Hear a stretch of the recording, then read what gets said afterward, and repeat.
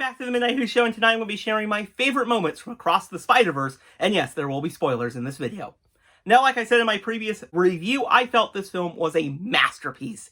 I still cannot believe how spectacular this film was. The animation is flawless, and I just enjoyed every single moment.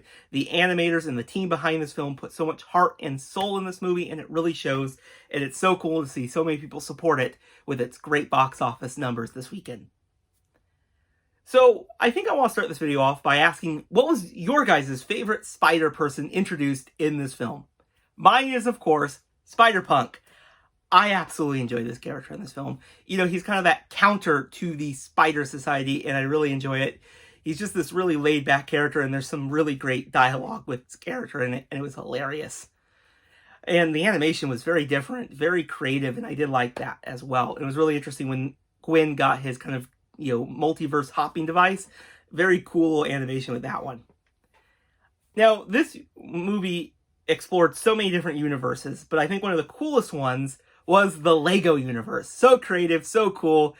And one thing really interesting in this Lego universe is, of course, J. Jonah Jameson is voiced by J.K. Simmons. And he also voices this character in a lot of different universes.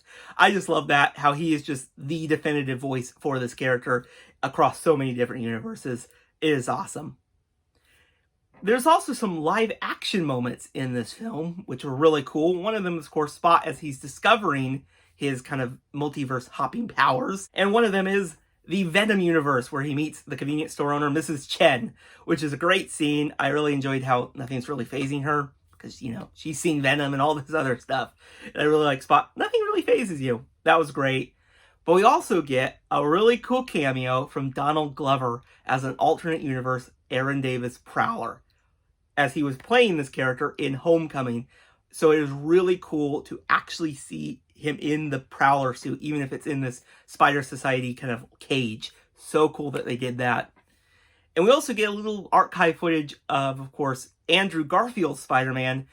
Captain Stacy died in that universe. Tobey Maguire's Peter Parker as he's dealing with the death of his Uncle Ben. One of my favorite humorous moments of this film is when we were first introduced to the Spot.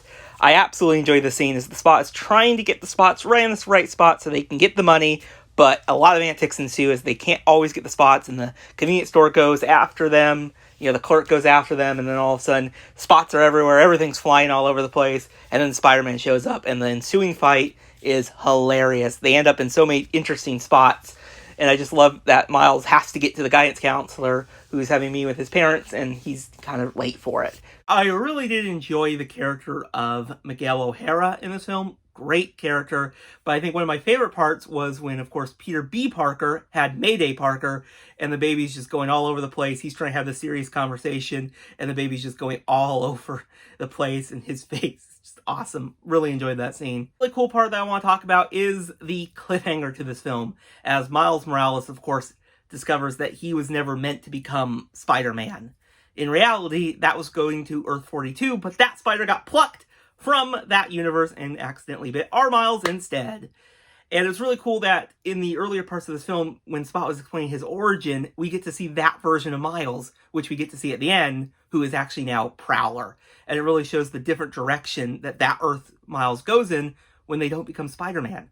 And it definitely really sets up a really great ending scene. I really also like how Miles is tied up, very similar to how he tied up Peter B. Parker in the first film. So that was really cool. But boy, I'm really excited to see where this film heads to. And I really also like that we get to see Gwen film. I also really enjoyed that we get to see Gwen have her own spider team of some familiar faces that we saw from the first film and the new faces we saw from this film. Oh, it sets up a really great third film, and I cannot wait to see it. But like I said, there are so many amazing moments in this film. It's always hard to talk about all of them. But there's also some really great Easter eggs, some references, like Genki's playing a video game that's very familiar to some people. It's one Spider-Man game. I don't quite recognize which one it was. There's so many of them, but still really cool. Just so much great animation. I would highly recommend, if you haven't seen this, go see this film. I think you guys will enjoy it. So let me know your favorite moments from Across the Spider-Verse in the comments below, and I'll see you guys in the next video. Bye, everyone.